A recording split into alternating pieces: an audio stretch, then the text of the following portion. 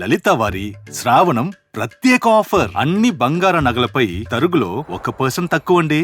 Diamond జ్యువెలరీకి carrot కు 5,000 తక్కువండి. ఇతర షోరూంల ఆఫర్లతో పోల్చి చూడండి. నగలు అలాగే కొనాలండి.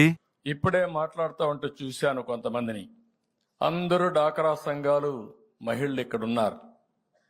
ఈరోజు డాక్రా సంఘాలలో ఉండే మహిళల్ని, పేద మహిళల్ని ఒక సంఘటిత శక్తిగా తయారు చేయాలని 30 ఏళ్లకు మునుపు ఆలోచించాను.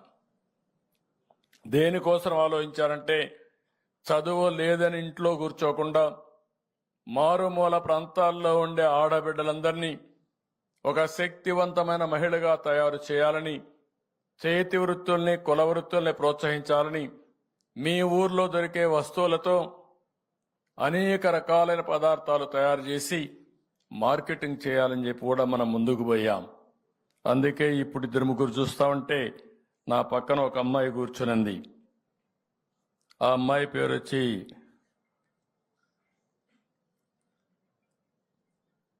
సవరపు పావని, ఇంటర్మీడియట్ ఏజెన్సీ ఏరియాలో రంపచోడవరం నుంచి వచ్చింది.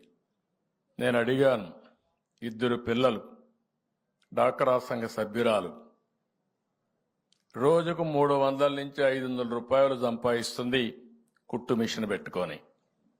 2 పిల్లల్ని బాగా చదివిస్తా ఉంది. ఆ రోజు పెట్టినటువంటి డాక్రా సంఘాలు ఒక స్థాయికి వచ్చాయి, ఆ స్థాయిలో ఆగిపోయే పరిస్థితి వచ్చింది. ఇప్పుడే మీరు చూశారు, బుల్లెమ్మ మల్టీగ్రెయిన్ బిస్కెట్స్ తయారు చేశారు. తెలుగుదేశం హయాంలో 12 లక్షల వరకు అమ్మారు. ఆదరణ లేకపోతే 2 లక్షలకు పడిపోయింది. అంటే అది కూడా కొనేవాళ్ళు లేరు. అంటే ఇక్కడ మీరందరూ గుర్తుపెట్టుకోవాల్సింది, ఏ పని చేసినా అనునిత్యం సాధన చేస్తూ, ఇంకా నైపుణ్యాన్ని పెంచుకుంటూ, మీకు ఎప్పటికప్పుడు ప్రభుత్వాలు దోహదం చేస్తే తద్వారా మీ ఆదాయం పెరిగే పరిస్థితి వస్తుంది. అదే నేను ఆ రోజు ఆలోచించాను. కనీసం 12 లక్షలు ఆ రోజు టర్నోవర్ ఉంటే ఒక 5-10 ఏళ్లలో అది 50 లక్షలు, 1 కోటి రూపాయలు అయి ఉండాలి. దాని ఆదాయం కూడా అదే మాదిరిగా పెరగాలి. ఆదాయం పెరిగి ఎవరైతే ఈ పనిలో ఉంటారో వాళ్ళందరికి కూడా జీవనోపాధి రావాలి, జీవన ప్రమాణాలు పెరగాలి. అలాంటి కార్యక్రమాలు చేయాలని చెప్పి మనం ముందుకు పోయాం. ఈరోజు ఇంకొక పక్కన ఇక్కడ చూస్తే ఎవరైతే జ్యోతి స్విచ్చింగ్ ఒక 15-12 మిషన్లు పెట్టుకొని చేశారు. ఎప్పుడైతే ఈ ప్రభుత్వం వచ్చిన తర్వాత ఆదరణ లేదో, ఒక లంబాడా మహిళ ఒక ఆదర్శంగా చేయాలని చెప్పి ఆలోచించింది.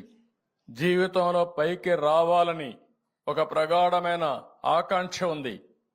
కష్టపడ్డారు, కానీ ఏమాత్రం కూడా కష్టాలు వచ్చినప్పుడు గైడ్ చేసేవాళ్ళు లేకపోతే వాళ్ళకి ఏమాత్రం సహకరించేవాళ్ళు లేక పూర్తిగా దెబ్బతిన్నారు. ఇంకొక పక్కన మీరు ఇప్పుడే చూశారు, ఏకుల రవి, ఇతను యానాది. నేను అప్పుడప్పుడు అనిపిస్తుంది, మైదానంలో ఉండే యానాదులు కానీ, మైదానంలో ఉండే చెంచులు కానీ, మైదానంలో లంబాడలు కానీ అందరికంటే కూడా వెనుకబడి ఉన్నారు. దీనికి కారణం మనందరం ఆలోచించాల్సిన అవసరం ఉంది. నేను చూశాను, ఎక్కడైతే యానాదులైతే నెల్లూరు జిల్లా, ప్రకాశం జిల్లాలో ఎక్కువ ఉంటారు, తిరుపతి జిల్లాలో కూడా ఎక్కువ ఉంటారు. నేను ప్రతి ఒక్క కులాన్ని, ప్రతి ఒక్క ప్రాంతాన్ని అధ్యయనం చేస్తున్నాను. దేనికోసం అధ్యయనం చేస్తున్నానంటే, ఎందుకు మీరు వెనుకబడి ఉన్నారు, మీ జీవితాల్లో మళ్లీ వెలుగు తేవాలంటే ఏం చేయాలనో అవి చేయడం కోసం నేను దీనిపైన ప్రత్యేక శ్రద్ధ పెట్టానని చెప్పి కూడా నేను మీకు తెలియజేస్తున్నా. ఇప్పుడే మన్యం జిల్లా నుంచి మీరు చూశారు, సవరా తులసి 10th క్లాస్ చదివింది. చాలా బాగా మాట్లాడగలుగుతా ఉంది. కానీ ఆ అమ్మాయిని చూస్తే దగ్గర ఈరోజు కొన్ని మేకలు పట్టుకొని చిరుధాన్యాలు వ్యాపారం చేసుకొని, ఆ రోజు ఇచ్చినటువంటి పట్టా ఇచ్చిన దాన్ని ఉపయోగించుకొని కొన్ని పంటలు వేసుకొని ముందుకు పోయే పరిస్థితికి వచ్చింది. తద్వారా కుటుంబాన్ని రన్ చేసుకుంటూ, ఇప్పుడే ఆవిడ అడిగింది ప్రైమరీ హెల్త్ సెంటర్ కూడా కావాలి. ఇప్పించమని చెప్పి దగ్గర హాస్పిటల్ అడిగే పరిస్థితికి వచ్చారు. ఇవన్నీ కూడా ఉదాహరణలు మాత్రం.